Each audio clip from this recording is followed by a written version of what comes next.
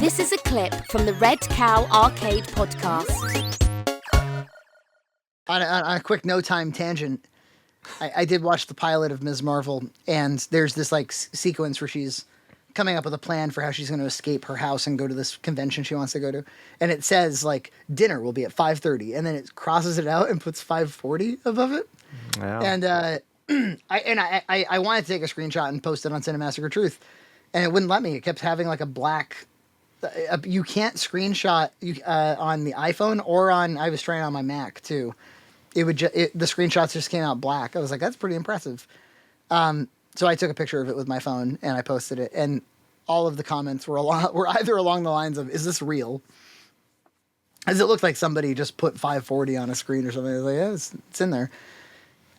And two, they were like, "This is a show that people watched." You know? Saw the trailer and it looked so bad. Yeah, I almost skipped it, but I watched it. I think it helped the show that I watched it like right after Obi-Wan. Yeah. Yeah. It helps it Kenobi immensely. Is just starting to lose me. Yeah, I think we could talk about Kenobi. It's this was definitely the worst episode, I would say, by far. Yeah. These past two episodes, I think, even though it has a Vader fight, like I didn't care about it at all. Like it like I was so optimistic after the second one, being like, oh well, the second episode didn't really speak to me, but there's still enough Obi-Wan stuff there. Especially the first episode, I think, is actually pretty good, well directed, well paced, and then the second episode when they're like chasing Leia 5,000 times in like Blade Runner light and around a small sound stage, it's like, okay, this is not going to be great. And then in the third episode, they're like in like a California desert. It looks like it doesn't look interesting at all. That mining planet. And like I half imagined that we would see that James Rolfe cave that he loves so much in the background, which actually was a pretty fun video. Yeah, I actually like that video. Yeah. It was a little bit like he was reading off a Wikipedia page, but he sourced every clip, so it made it worth it. Yeah, it's fine if it's common knowledge, but it's all in one place and it's visually compelling. Yeah. Cool. So James Rolfe, he can make a video. Yeah. He's making them very infrequently at this point. So, and that was our advice to him. So, no, it is a little odd when Cinemassacre Truth is like, it's been 2 weeks, fellas. Like, you can't be serious right now. But I suppose it's relevant to the Kenobi discussion. And I think about this too. Like, what say do your fans get in the thing that you made? These are market forces, but like at what point do you get to kick a fan out of the thing you made? We've run into this with our stuff where there's without naming names, there's been people who like definitely are big fans, but they're just too big a pain in the ass to keep around. And you eventually are like, can you stop being my fan? Can you fuck off? I think the problem here is that the quality, especially with this show, I think the other Star Wars shows weren't as bad. But this one, I feel like it's obvious the quality's not good. And you can't just call your fan base racist because of it. Yeah. That was like... Oh, you try them. Like, if it's... Especially this past episode, like, I was, like, kind of looking on the more... pro Star Wars subreddits where they like ban you if you say anything negative. Yeah. And even they were like trying, like they sounded like confused. They were like, how is this happening? Like, there's something really, we didn't, the last time we were on the podcast, we kind of reviewed the first two episodes. Now there's been two more. And since then, like we talked at length offline about like, I don't know, like Kenobi causes some kind of like disaffectedness in me that it has been boiling up with lots of media. And I think lots of people are experiencing this now too. And there's the common refrains of like, But media has always been highly commodified and commercialized.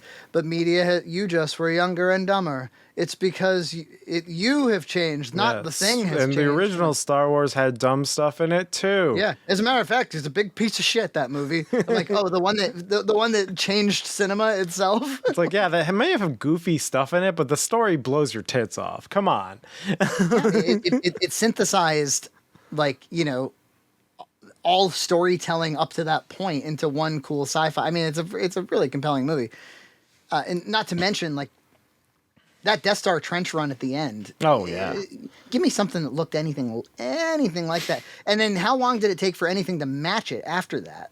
I mean, yeah. The relativists, they really cause a lot of trouble, don't they? Yeah.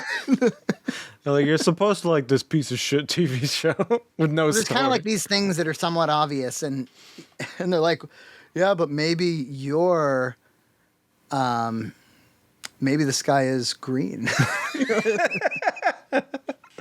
How do you know? How do you know?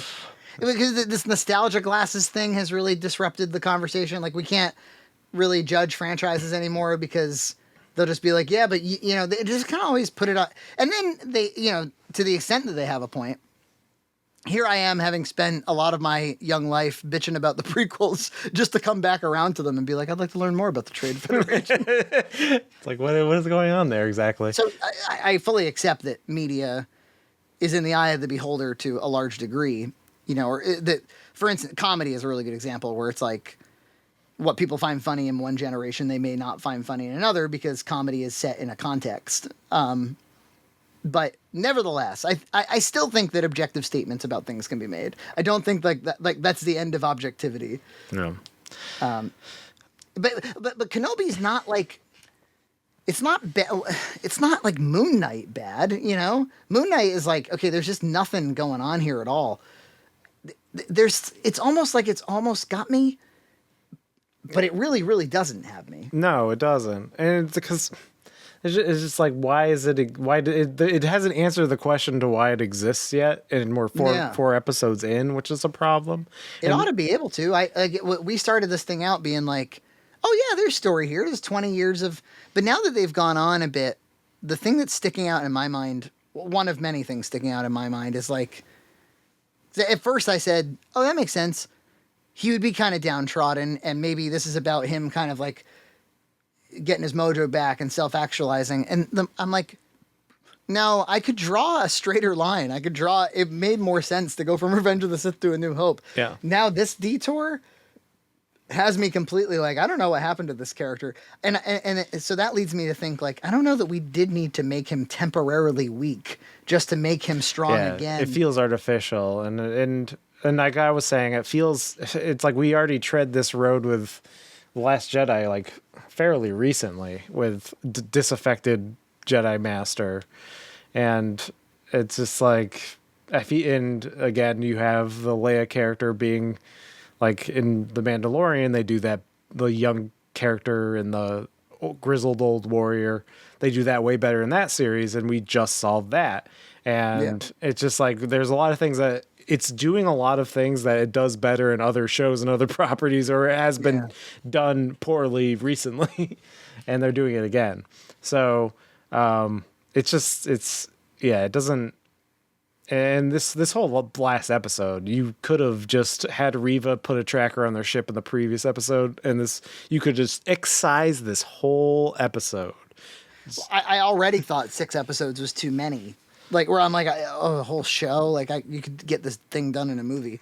And now to hear there's a season 2, I'm like, oh, all that means, season 2 does not mean there's more story. Season 2 means there's more episodes. And more episodes means more force stopping the glass from breaking, and more Wade dying. Yeah, that Wade thing was baffling. It was just like, who's Wade? Why are they crying? Why is this why are they spending the whole last part of the episode mourning Wade that was just introduced and killed? So much so that you stopped and were like, did I miss something about Wade? Dude, Wade's really cool, dude. Man, I mean, Wade. after Wade blew up, and I've watched Star Wars stuff before, and I've seen other people blow up, and no one had the kind of funeral that Wade got. No, Leia's whole home planet blew up, and she's like, we got to move on. She literally doesn't mention it after it happens. Ever again. No, not even in any of the future movies. She's never like, well, Alderaan. It never gets mentioned. Obi-Wan goes like, oh, wow, so I think I got a headache. And that's it. Never mentions it again. Well, even Luke's best friend Biggs or whatever, is it Biggs? Yeah, Biggs gets blown up, and he just like, and then he moves on. Wow. But Wade was like, first of all, like whoever that like lady was who like couldn't bear to tell Ice Cube that Wade died. That was like the best performance in a Star Wars thing ever. It was like the grave sadness of Wade that weighed on her heart. She was so fucking upset, that lady. And there was even the element of like when we tell Ice Cube what happened to Wade. Yeah. He like came back being like, Wade, where is he? And why Wade? I mean, you might as well have called the guy Todd or Brad or Josh. Wade is like the backpack in Phantom Menace. The backpack with a loop on it. It's just a child's backpack they got from Ames or something. It says Anakin on it and LL Bean. As his initials. He's wearing a Chicago Bulls hat. Yeah.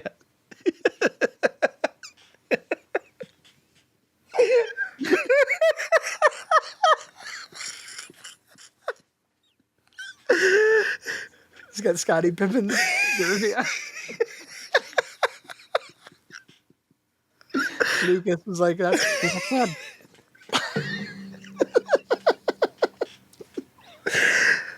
Anyway, Wade. Back to Wade. Oh, man. Yeah. And did we think we were going to see Hayden Christensen in this thing? I remember last time we were like, well, they keep talking about Hayden, but how do you incorporate, once he's in the costume, that might be it for old Hayden. But so I thought maybe we get flashbacks, but Hayden has aged a few years now, so you can only show him in a wide shot in a hood. I always thought we'd get like some, I don't know, sexy like Hayden Christensen dreams where they talk or something, something fun. Yeah. But no. I think there's a version of the show that could totally work. No. Filoni and Favreau just didn't want to do this one. Is that what or like?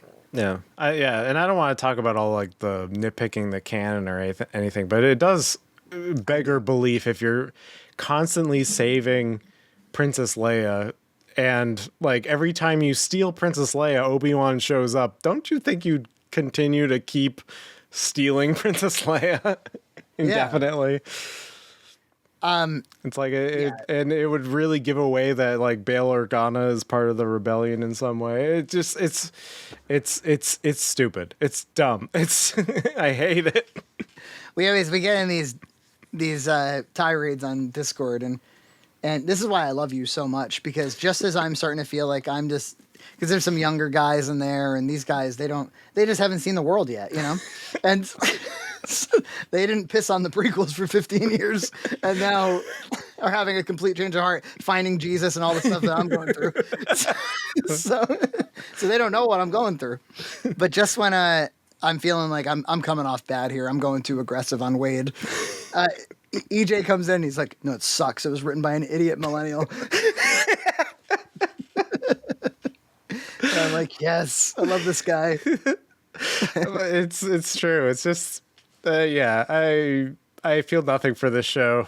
It gave me some hope in the beginning, and then like it's just been it's nothing. It's nothing to me. I feel nothing. Yeah, I mean, where is it gonna go? He's gonna like I mean, I think for me actually, the last time we said the Vader and Obi-Wan rivalry will be the reason to watch. That'll be really cool. Reva's in the way, it's Vader's the villain, like he's, and that all sounded sound at the time. And now somehow I'm like, this Obi-Wan Vader rivalry feels so wrong to me. It feels so like, isn't it much more epic for it to be like the last time I saw you was on that planet. Yeah, and it's now, way- like, it's you're more- an old man and I'm in a tomb. Yeah, it's way better. It's way better the way it was before. And and like Yeah. and we have the Vader is totally like synth AI or something. It's like It's pretty good though. it's pretty good, but like there's some parts where it's like, oh, that it sounded a little like Chef, Darth Chef. Children. Hello there, third sister. And he'll like pause before like you, and it's like a you I heard in another like Star Wars property. Oh, interesting. So Yeah. you think that it was? I think it is an AI, but I think it is like taking takes too. they probably recorded everything he said, and then they like they did some kind of deep fake with the recording. I think it's complete AI. I don't think James Earl Jones has anything to do with this. Really? Yeah, it's complete AI. They because in the credits it's basically like it credits the AI. It says like voice of, I think it's like voice of it says James Earl Jones is the voice, but it credits the AI too. And they did the same exact thing for the Luke AI, which is not his voice either. Because they probably had to figure out like we want Darth Vader in these things for the rest of time. Yeah. And we're gonna need a good deep fake voice. And all we got to do is the voice. We recreated Luke Skywalker himself on camera. We can get the voice down. Because just listen to clips of him recording lines for The Lion King 3 years ago. He sounds awful. Yeah. Awful. He sounds like a tired old man who's like, there's no way he can do that voice. This is 1980s Darth Vader voice. It sounds amazing. Yeah, it sounds amazing. I mean, I don't know if it's performed exactly, but it sounds like Darth Vader. I think an AI is performing it. I think that's what it is. Yeah. It's like when they did that Joe Rogan one where he's talking about monkeys or whatever. Yeah, exactly. I mean, they're getting pretty good with that. Especially, and I think it works best with Darth Vader because he does just have like a deliberate pace, and it sounds robotic anyway. Yeah. I think it just works really well with the. I think it's fine. It's perfect. Like it sounds great, and the sentences are short enough you probably don't notice it. Yeah, it's an AI. Absolutely. Kathleen Kennedy, she was in like some article recently before the show released, and she was like, I think the main problem with the Star Wars movies we made was we shouldn't have cast a different person besides Harrison Ford as Han Solo. That's the problem. Like, what? Didn't you? Ewan McGregor literally is playing Obi-Wan Kenobi as a like a recasted person, like, and fans very much accept him. Like, that's not. It's such a weird misdirect to be like, no. I'm sure that the movies were good. It's just that. Let's talk about Solo. It definitely feels like Dave Filoni and Jon Favreau should have been here. Should have been here for this. And aren't they moving forward with the Lando show? Are they? I don't know. With what's his face? With Community? Yeah. They should have been in on the. I think they did have notes for the show, but I don't think they really had much to do with this show. I wonder why. Like the only people that are making anything good. Like no. Yeah. That happens at workplaces sometimes. You know? Like they're like, let's not have the high performer involved. And I think it's just they're making too much stuff. They just are. They need to be. They need to make something with a reason for it existing, and this has not given a reason for it existing. It doesn't have a passion behind it, and so it comes through because it's just a bunch of Leia chase scenes, and I don't know. Can we have all live action stuff, Filoni and Favreau? And if you must make the Bad Batch, give that to Kennedy and her brothel. And we can just ignore it. No, we'll ignore it. Yeah, I'm definitely not watching season 2. Season 2 of Bad Batch. You're not looking forward to Hunter. Oh my god. And my friends. My friends. More friends. My friends. And yeah, we watched the Ms. Marvel pilot. You know, you could as soon as the trailer came out, you could feel the internet be like, "Well, it wasn't made for you."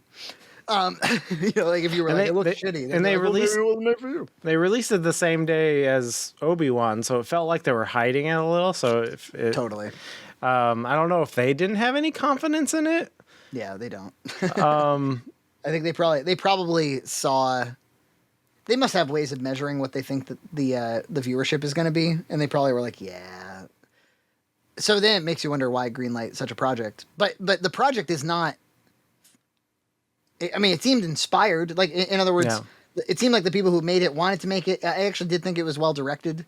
Performances were fine. You know, I find it quite a bit corny, and I just again I'm an older guy at this point, so I'm kind of like annoyed by teenagers. Yeah, they're you know, but I've kind of always been annoyed by teenagers. Yeah, I found it really charming. I thought I was like I had really low expectations. I just put it on because dishes and such.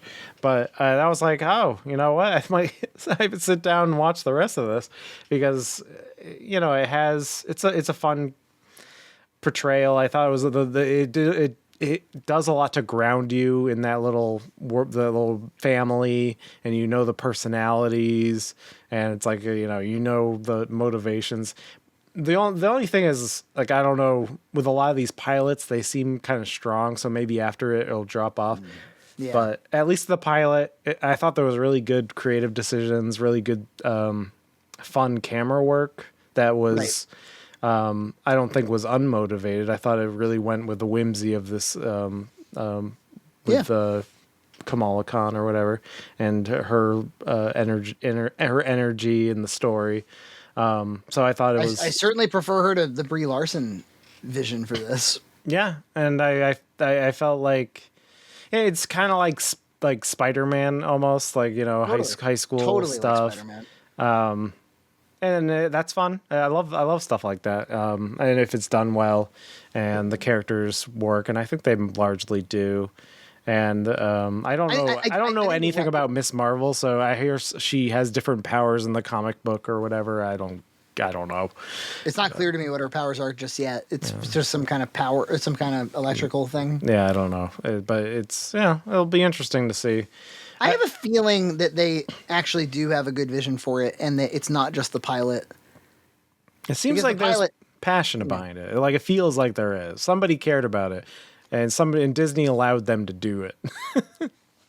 Yeah, actually, now that you say it, that's probably what happened. Probably they came in with a really good pitch. They showed that they're talented filmmakers. Everything about it was like, this would be good for the franchise, and this, and we did, and probably quietly they had to admit to themselves, we're not really going anywhere with Brie Larson. Like, people don't like her, and I doubt she even really wants to participate at this point. Doesn't seem like it.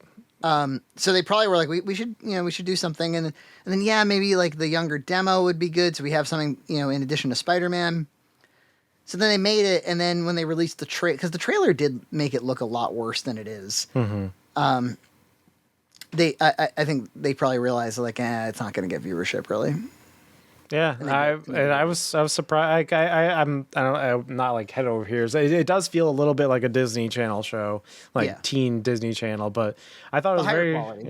But higher quality, better budget, a little more like an eye for visuals and filmmaking, and solid act. I thought it was pretty well acted. I actually like the actress. I thought she was quite good. Yeah, I think she's got a good look to her. She doesn't look conventional, which I really like.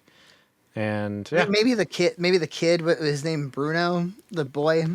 We don't talk about Bruno. Is it him? Yeah. I found him just a little on the kind of. Yeah. He was a little more, like a Boy Meets World or something, or a sitcom. A Disney Afternoon. Yeah, right, Disney, exactly. Disney Channel.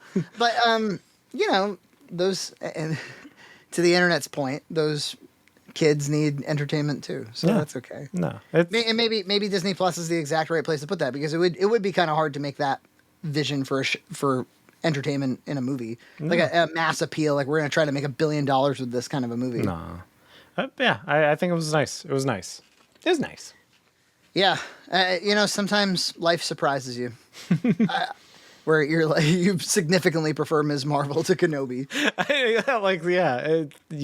I would never have bet on that ever. That's, it was one that it seems obvious now, but way back in 2016, I remember being like, I can't believe I prefer Captain America: Civil War over Batman v Superman. Yeah, well, it's a similar thing. And now it seems so obvious. Like, well, yes, one of them is good and one of them sucks, but. Subscribe to Red Cow Entertainment on Patreon for full episodes every other week.